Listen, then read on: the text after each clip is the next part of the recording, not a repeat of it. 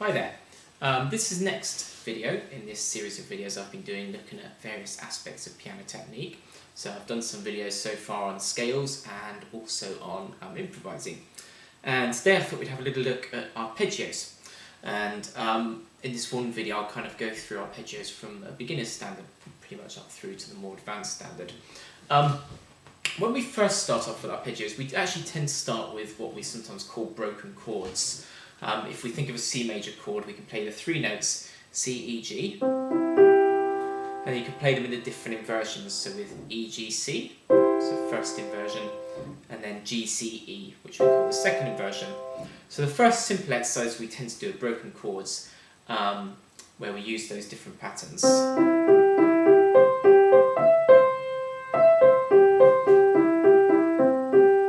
That's how you'd expect to do a broken chord for grade 1 piano exam. It's quite useful also, particularly if the hands aren't too small, with beginner students, to have a little go at playing them as block chords, playing all the notes together. And that's quite a useful way of really getting the hand shape around.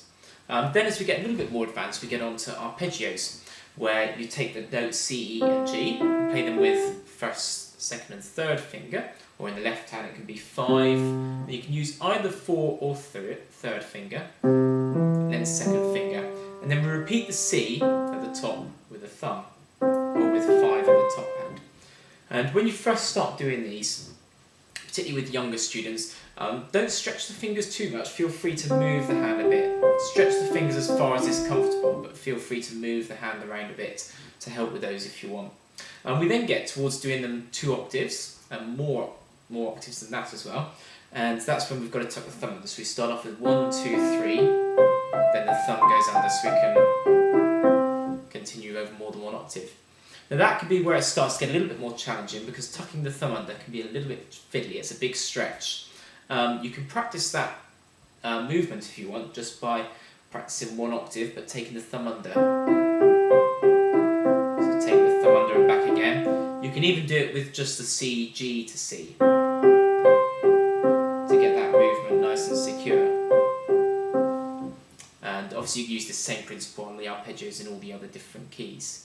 Then as you get on to kind of more advanced arpeggio practice, you might start to do different inversions. So for C major we've got the root position, and then we can start on E and do the first inversion, start on G, second inversion, and